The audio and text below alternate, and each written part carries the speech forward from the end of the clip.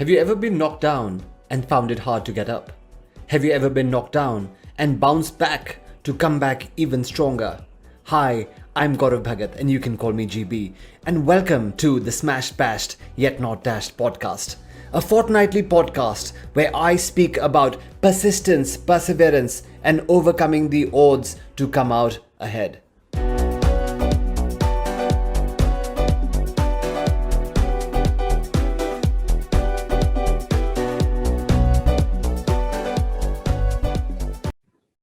All right, so welcome. Today we have a very special guest on the Smashed Bashed Yet Not Dashed podcast. It is my friend and brother Nikhil Mehra, and I know many of you know him as the powerhouse behind the brand Shantanu and Nikhil. So first of all, welcome Nikhil, and it's great to have you on the Smashed Bashed Yet Not Dashed podcast. Thank you. I've been waiting for this moment for eternity now, so I'm glad it's happening. Yeah, and our friendship goes way back. In fact, not many would know this, but I first met Nikhil on a school bus that I boarded in 1992 when I was moving schools from Sanaa to Delhi, and I'd come to Delhi Public School, and I got on my bus stop, and the first person I end up meeting on that bus is Nikhil, right? And Nikhil, you remember those times, right? So talk us through those early days. Before I do that, you'll have to hold on one quick second. So going back to 1992, remember our bus was I-17 and early morning 7:15. I usually used to stand on the third step of the step inside of the bus and on the staircase of the bus, and that's where I usually stood. And I looked on my right and I saw this young man who just joined our school. And I would be anyone who newly joined and had to pay respects to Nikhil Mehra, because that was the kind of guy I was. And there comes Gaurav Bhagat from Sinar. And so he was sort of an elitist. But as I got to know you better, I realized that this man is made of steel, and he's also a friend that I guess I never had back in school, because in school, it was always about being rowdy and beating people up. And then here comes along Gaurav Bhagat, who's very staid and very calm, spoke a few things, but with great clarity.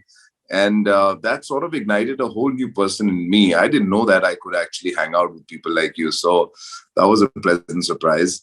And thereafter, I think we were in the same class, it turns out. And I remember Vishesh Sharma used to sit next to me and you would be behind. And then at some point you shifted and turned into my class, my seatmate, which was a fascinating new journey for us both, because we came with such diverse skills, if I may. Me being all about visualization and you being the person who was more of an execution and a risk taker from that perspective. But one thing which was common between both of us was that we both were not good at studies. Your handwriting looked like you were writing it was a doctor's prescription to a great extent. And my handwriting used to look like sketches and images. So that was very clear. So our common point in our friendship, and I think that's very important to realize also for people, that between relationships and friendships, there always will be this one common point that will take you through. And even in business, with business partnerships, there will always be this one thing that takes you through. And so we found our one common link, and then here we are so many years later, still very close. True that, and fond memories, and of course, love how you even remember our bus number and all of that. And I remember when I first came to school, I thought you were actually a senior, and I think on my first day you actually ragged me and you made me do all kinds of crazy stuff. And I actually thought you were my senior at the time, so I took it. But like I said, you bring back such fond memories. And for people who don't know this, we're talking about conversations that go back to 1992, right? So we're almost going back 27, 28 years from where we are today, and it still seems almost like yesterday. But Nikhil, before we go back into the past, all right, let's talk about the present. You've had a fantastic year. You are today, looked up in your industry as someone who is just so forward thinking and all of that. So let's just talk about the last 1 year first, and just put in context where you are today, and then we'll go back into the past and we'll talk about some of those key moments in your life, so it gives listeners and viewers both context in terms of where you are and where this all started. This past 1 year really has been about an emotional awareness, and not so much about goal setting and achieving of goals. Of course, when you set out a goal and you achieve it, it's not that you did it 2 months ago and you achieved it. So getting here has been the process of the past 20 years. And so this goal sort of kind of achieved in 2019 when we merged with the Birla. But presently, I must say the time that the pandemic has brought on us has given me a chance to be in the moment more than being in the future, as a lot of us entrepreneurs usually are. And being in the moment also gives you an opportunity to hone your skill at the moment. Because time is such a strange player, that when you think you have time in your hand, you end up procrastinating or like putting it on hold and saying that, listen, let's see it for 1 quarter or 2 quarters and see where it takes us. But when you're in the moment, I really think that it allows you to be present more in your own soul system. And when that happens, then you're able to apply to your best ability at this very given point of time. And I think that's what the pandemic has done. The present looks very fulfilling in a sense, because now, it's a corporate design business, which is far more intuitive, exciting, and more so, I think, applauding in a way that, you've been able to be recognized by a national player of that caliber. It kind of tells you that you must be doing something right. But also, like Spider-Man's uncle said, with, if I'm not wrong, with great power comes great responsibility. I think this is not a mere line. It means a lot, because firstly, it tells you to recognize the power you have, and then to be responsible, which again is a very hard ask, because as humans, we are run by many, many feelings like greed and hope and the excitement to go get it. But yes, with the power comes responsibility. So this year is really about focusing on the power and being responsible with it, and then making sure you make decisions that are intentful. So and I think then you will see results, and we do see results on a daily basis, because once it's coming from a pure intent, then the result is pretty much what you expect it to be. Awesome. And thank you for sharing. And, again, I know you're putting it very, very modestly, but again, to put this in context, Nikhil and the brand Shantanu Nikhil has been bought into by one of the icons of Indian industry. I mean, when Kumar Manglam Birla comes across and says, hey, I trust you, I believe in you, and I see what we can do together, that is unbelievable. You were, again, one of the first, in whom this investment was actually made. And today he also considers you as a trusted advisor. And I know that you guys are doing crazy things together. And it's just the start. I mean, for everyone who's thinking that, Nikhil has arrived, I mean, I truly believe that this is just the start. And the Nikhil that we're going to see in 5 to 6 years from today will blow the industry away, not only in India, but in Asia and other parts of the world. And more power to you, my friend. But now let's go back to 1991, perhaps one of your toughest years. Okay, this is before we met. Okay, this is, before we met, you are the bad boy of DPS. We won't mention some of the friends who you had, but we know who they are, right? And you have just had a terrible class 11. So talk us through that. And then, we'll go through certain parts of the journey, and then listeners will realize that, oh my God, like this is crazy. So yeah, let's go back to 1991.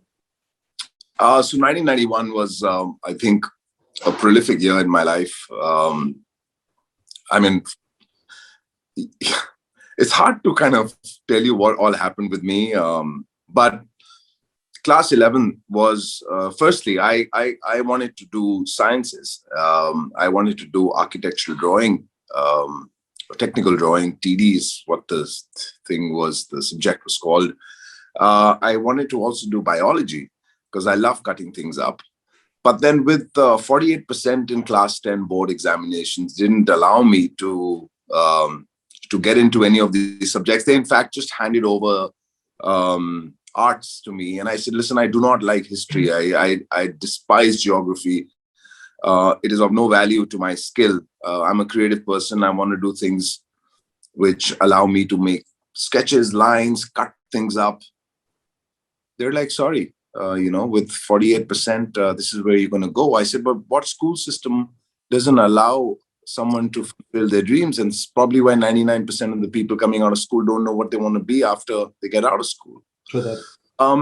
So the start was not conducive to my existence. And then, of course, my friend circle, I focused so strongly on just keeping or enhancing my relationships with friends of mine who were also like-minded. They were also doing things they did not want to do. And then eventually class 11 examinations, the teachers saw how I performed in class and they threw me out of class every time they saw my face. So I was mostly out of class. I remember the day when we got our results, Shamila Ali while we were walking to, my mom and I were walking to class. She goes, "Oh, Nikhil, you've done so well. You've come first." And I'm thinking about that coughing. And I'm like, really? That's fantastic. I can't believe it. She goes, no, you've come first. You must go to class and meet Mrs. Rama Singh, your class teacher. I said, of course, I'm running now. I took my mother. We went to class and Mr. Rama Singh says, "Aiye, Mr. Mehra, aapne to kamal kar diya." So I said, "Thank you, ma'am. Shamila told me that I've done well." She goes, "Yes, you've come first." I said, "Ma'am, it's unbelievable. I mean, how is it that I come first? I mean, I didn't study. I'm really that smart?" And I'm thinking to myself, she goes, no, you have come first, except you've come first from the bottom of the class. That's so cool. She announced my failure. My mother slapped me that very moment in class. And that was the pivoting moment of my life. I remember the students I used to beat up in school now would be sitting next to me in class 11 that I have to repeat. My father made sure that I repeated it and not being shifted to another school, just so I realized where I went wrong. And so class 11 part 2 is when I met you, and Vishesh and Devika, Monica. And that was really a change of my life because I realized that as the friend circle changed, the approach towards life changed. And friend circles also did come earlier on because of the situation of not wanting to be in the arts. And I landed up in the arts. And then I landed up with people who also didn't want to be in the arts. So it was all about aggression and not a fulfilling environment. And so the environment became very important. And I think class 11 part 2 was more fun. Yeah, I think you hit the nail on the head over there. And it's amazing. I didn't even know about the sciences story. And after all these years of knowing you, it's something I learned today. But I think you hit a very important point, and that is your environment defines you, and who you're hanging out with and all of that. And I remember when I came for my first parent-teacher meeting with my mother, and and this is Mrs. Rahman now. This is next year, right? Geography, and she's like, "Oh," she told my mother, she goes, "Your son's hanging out with Nikhil Mehra," and I'm like, "Okay," and she's like, "This has to stop, otherwise, it's all going to be over," and all of that. And on the way back, I remember, and I've mentioned this before, and it's there in my book as well, which is coming out now. And my mom's like, "Oh, you have to stop meeting Nikhil," and I'm like, "No, I think he's a cool guy, and he brings a certain skill set which I don't have. I mean, coming down from a hilltop in Kasoli, I was extremely well, let's just say not street smart, okay, like very very simple. And I think you brought the street smart, to the equation, and it was cool that we were hanging out and you would come over and we would play Mist and, we'd get donuts from the Oberoi and, all of that stuff would happen. Some good times were spent together. And I said, no. And she said, why not? I said, well, it's possible that, I may be able to have a little bit of a positive impact on him. And I remember, she was pissed as hell. And she's like looking at me and she's like, what the hell do you think you are, Jesus Christ? And I'm like, no, I'm not. But, we'll just see how this plays out. And yeah, I'm glad that, there was a positive rub off both ways, actually. So Yeah, and you know yeah. what? This is what is called investment in intent. So we learned a lot about investment at a very early age in our life. And it wasn't a course we did. It wasn't that we physically invested cash into a business. We invested in our friendship and knowing very well that investments come from belief. They come in from a skill set that you may not have, but you want to acquire, and you invest that time in that person. And I remember vehemently you told your mom that Nikhil is my friend. He is going to come home. I am going to be with him. I am going to learn a few things and I'm going to teach him a lot more things that he has so far learned. And I think that our experiences were so unique because we would end up playing mind video games where we would learn a lot about strategy and skill of getting to our goal with pure thought process that I hadn't done up until now. Yeah. And believing in each other that we have to work as a team. And I remember that also propelled us to start a business in school, which was fascinating. I think you want to tell people about that. Yeah, I mean, and considering we're in another pandemic, so 92, 93 is Yeah. when the plague hit Delhi for the first time. And I remember, the two of us having a chat and we said, hey, this is cool. Let's, make some money out of this opportunity. And we were 17, right? And you designed a fantastic T-shirt, and I remember it had that logo. I still have those T-shirts, lying around in the archive somewhere, and it had the logo, which had the peace sign, which you designed, and it said, "I survived the plague." And we took it down to Binny Kapoor, and Binny was, of course, my cousin who ran the T-shirt shop, and he went ahead and he printed those for us, and we took them across and we sold them, and we did some decent numbers going back to even those days. But first venture in entrepreneurship, and I think all that we've done in entrepreneurship ever since, the seeds were sown in those days. And again, like I said, we both brought our special skills to the table, and I think that's what really made it happen. I mean, it was your creativity, it was your street smarts, it was my strategy, and then just combining them together. And I think that's been the foundation of taking us to where we are over the years. I think what I also want to respect at the time is that I remember, a time when you'd be sitting in front with the Shesh, and the teachers used to come and they said, "Oh, Nikhil, you will account to nothing because you were always sketching and drawing, and you had two non-academic subjects." I remember that, right? So they said, Yes. "Oh, Nikhil has two non-academic subjects," and I think one of them being on the painting side, and one of them being PE. And they're like, "No college will take you, blah blah blah." And I think you at that time had the clarity to tell them, "Ma'am, don't worry about it. I got this sorted." Now, even as a 17-year-old, you knew the direction that you were going to be taking. And truth be told, I had no idea what I was going to do in life. And I think 99.9% of 17-year-olds at that time had no idea what they were going to do in life. But you did, and you delivered the goods. So, I mean, what made you relatively certain? I can't say 100% certain because I'm sure you were at the time also, not 100% certain, but you were pretty sorted. You knew that, okay, this is my path, and this is how this is going to play out. It's a great question. I think it must be answered for majority of the people of the world, because majority of the people of the world don't know what they want to do when they get out of school. That, of course, there's a clear problem in our education system across the globe. Second, I want to talk about is inabilities. It's important to recognize what your inabilities are. And I think a lot of humans, especially at an early age of 15 to 18, do not even recognize the value of inabilities. I was not able to do written math, but my visual math was very good. I have a serious issue with attention of and retention of dates and time zones. So history was of no value to me because I don't even remember when Akbar was born or when Babur killed who. I could not remember anything. Sure thing. I recognized my inabilities, but I also did understand, because of my inabilities, my abilities, that I was able to visualize everything. So while I may not remember a number, but I could be in time when the revolution happened. And I sense it, I could smell the texture, I could see the clothes, I could see the skin color. And I think that when those became so vivid, and thank you for having me failed in the class 11, because that if I hadn't failed, I would have not really understood the value of my inabilities. having said that, in class 7, I knew that I wanted to be in the creative business because I saw things slightly differently. But that is also because I didn't see other things like other people usually see them as.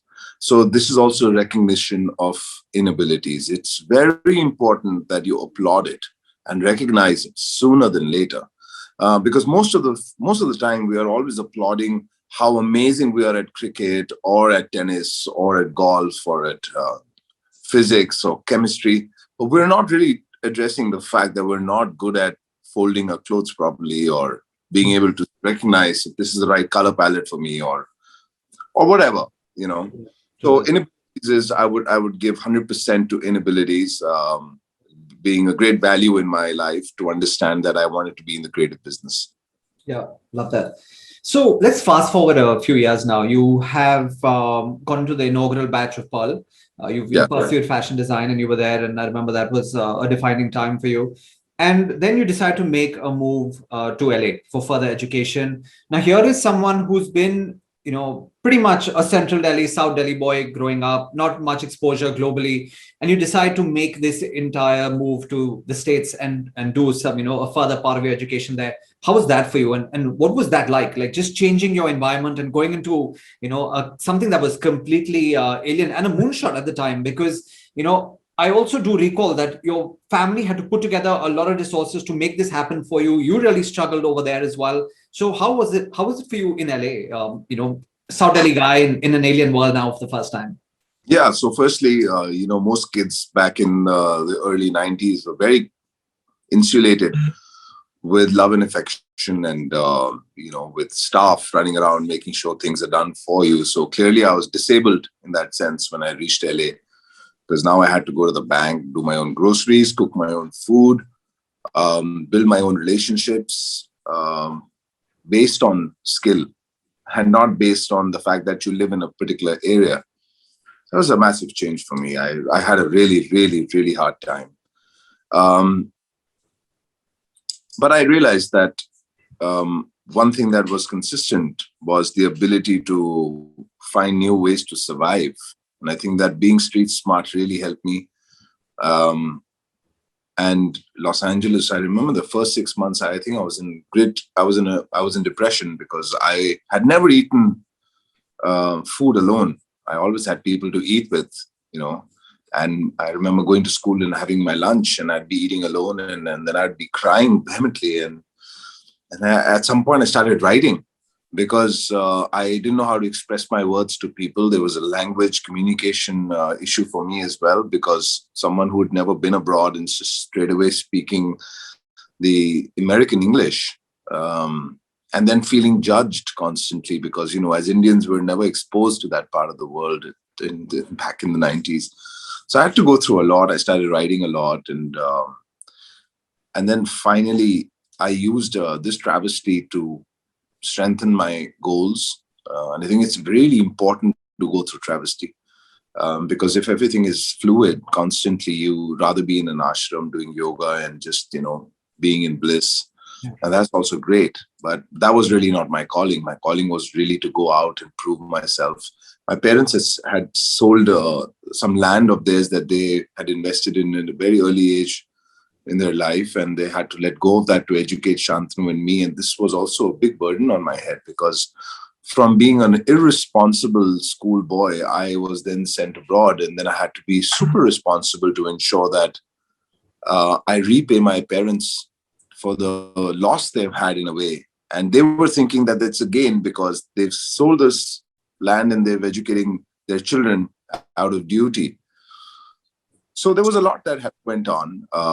I ensured that I performed at 110 to 120% potential at all given point in time. I made sure I don't fall sick, because each day I'd fall sick, I'd lose money. I started to understand the value of money and the value of intent. Within school, I could see visual strategies that I could make, because I came from a space which was, again, full of travesty. Failed class 11, did well in Pearl, but not superiorly well. And then go to Los Angeles and study in a private school. Everyone's coming from a very rich background. And there I am, a poor middle class Indian in a super luxurious setting, living out of almost no money. I had to find my own ways. So travesty really brought up great opportunity for me. Right. Yeah. Thank you for sharing. And I so agree that, it truly is the failures and the tough situations in life that, make you who you are, for the future. Now, Shantanu, of course, is your brother, and he was at this time in business school. And then both of you now come back to India, and you want to take the business that your mother built and, and truly scale it. And, it has become, of course, what it has become today. But again, I know at those times, because of the conversations we used to have, and I was struggling to build up consortium at the time, and you were, of course, working on Shantanu Nikhil as a brand for the first time. And it should have been easier, technically. I mean, you have the management background, you have the creative skills, you've got, everything else. But it was a shit show for a while, right? I mean, it was really, really hard. So again, We we'd love to hear about that. are not making money, lending money. I mean, taking money from friends to run your business. Of course, it was a shit show till 2000, maybe 6, 7. Yeah. Yeah. And that couldn't be easy, because you think, okay, now I have the desired education, I have the skill set, and technically everything should be lining up. But it was hard. I mean, for many, many years, the stars just didn't align. And I'm sure there would have been frustration. And that's what many feel today, that, I have it. I bring the game to the table. I've got the skill set. I have the product. I have the service, yet why are things, not aligning? Of course, once they do, I mean, then it's like, oh, this is awesome. And, it couldn't be better. But what was it like at that time when, I mean, surely there's frustration and a whole bunch of other things happening at that time as well, right? Yeah, I think it's a fantastic question, Gaurav. There are two kinds of people in the world. The one who will follow a path which is existing, and they do exceedingly well in it, because they know that in that path they have certain things they'll do with their skill set that will definitely reap them a certain amount of result. And then there is another path, which is purely coming out of, how do I say? The other path is your path that you are creating. It hasn't been created for you, or there is no landing page on Google Map for that one. You create your own map. Right. Of course, it's very hard. And somehow, maybe it's in my karmic existence that I would always take the harder path, right? Even in school, just naturally came to me. My subjects that I took, the relationships I had, they were always harder. And that was natural for me. I think in the longer run, I'll get to know why that happened. But back then, when I came back, Shantanu was setting up the business plan. And the first thing was, what kind of product do we want to sell? 2000, we said we will start a strong menswear line. And that time, menswear was not even on the map. I mean, men wear loose kurtas, or then just wear shirts and suits, because we were so highly dependent on the Western philosophy that they would either wear suits or then typical kurtas, which were loose. But the man I visualized was fit, handsome, charming, a go-getter, very unlike an Indian man. A go-getter back then was brought up by their fathers, and he would only start to go get after he proved himself in his father's business, which meant I have to wait for another 20 years for him to grow up. So I took that broken path and I said, listen, I want to cater to a man who's charming, who's astute, who's structured. Those men didn't exist back in the day. So obviously the business is going to be hard. Then in women's wear, I said, I want to make clothes for a woman who's strong, who's self-aware, who's making her own decision, is not depending on her family to make decisions for her. Again, way ahead of its time. Yeah. First 8-10 years just kept on pushing us, nudging us to find that man and find that woman. And finally, that woman and man arrived, and how they arrived is incredible. True that.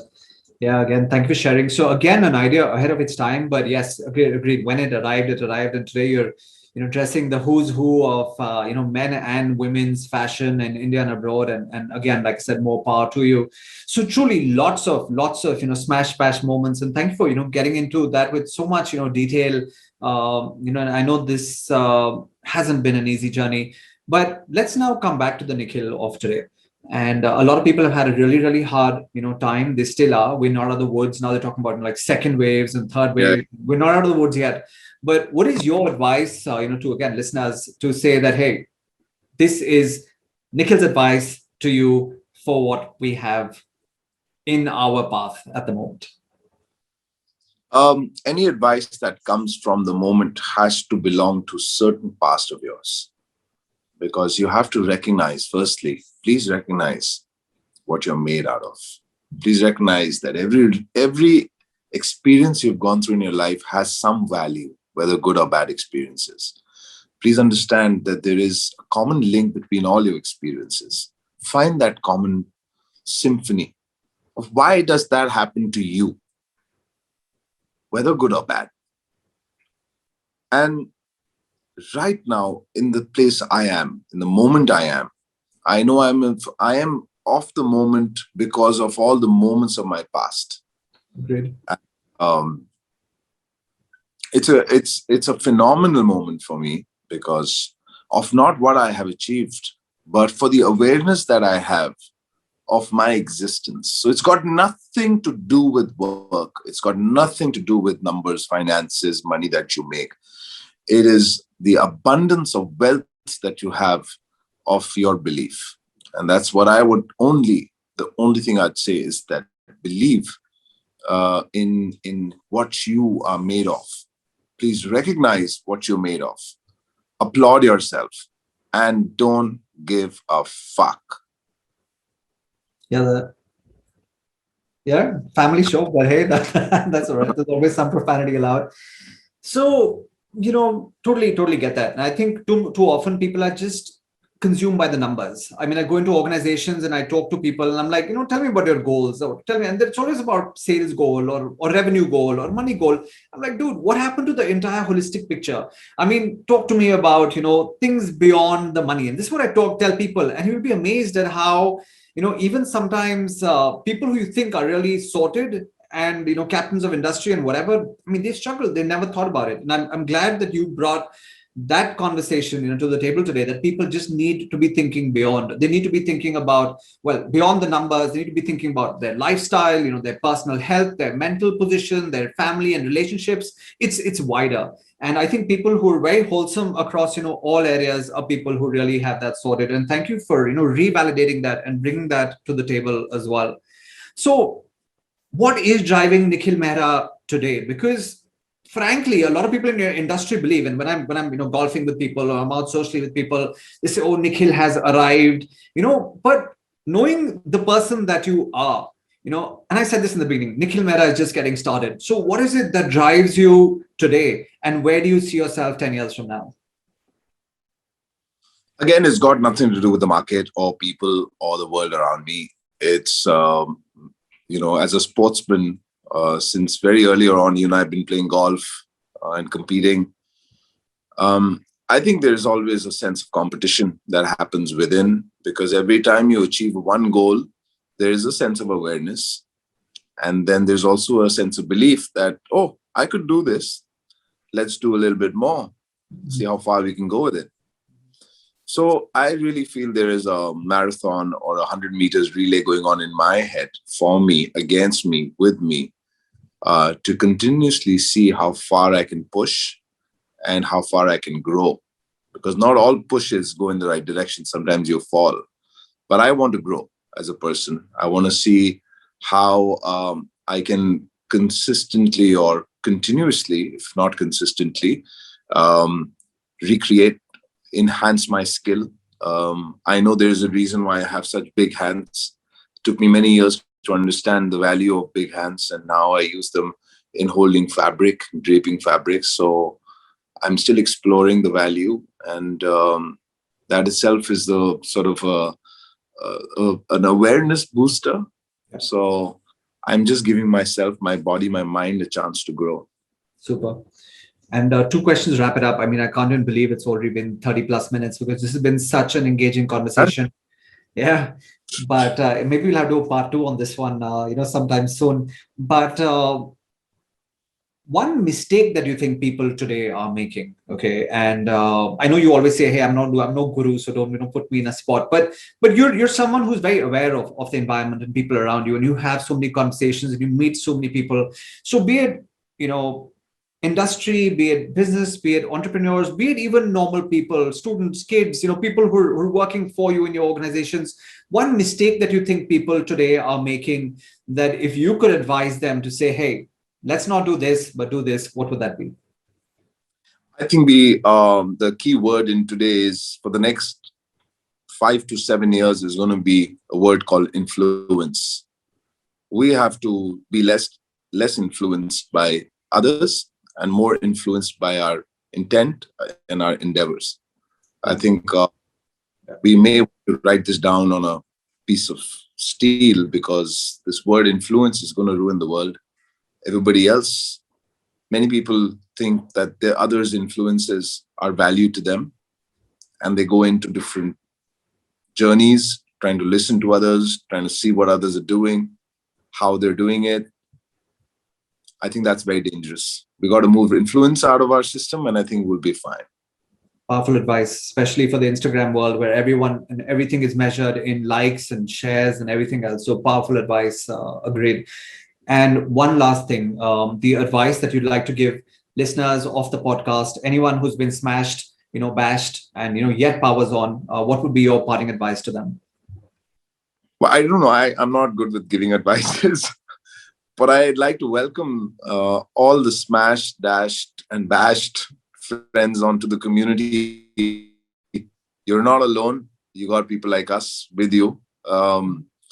And this podcast, I want it to be a place where you can reach out to each other. Let's build a community of great friendship, great love, and great intent. And let's build it together. Love that. So thank you so much, Nikhil. I know we don't meet as much as we should. But truly, one of the relationships that I can remember in my lifetime, which I will always cherish. You are truly my brother from another mother.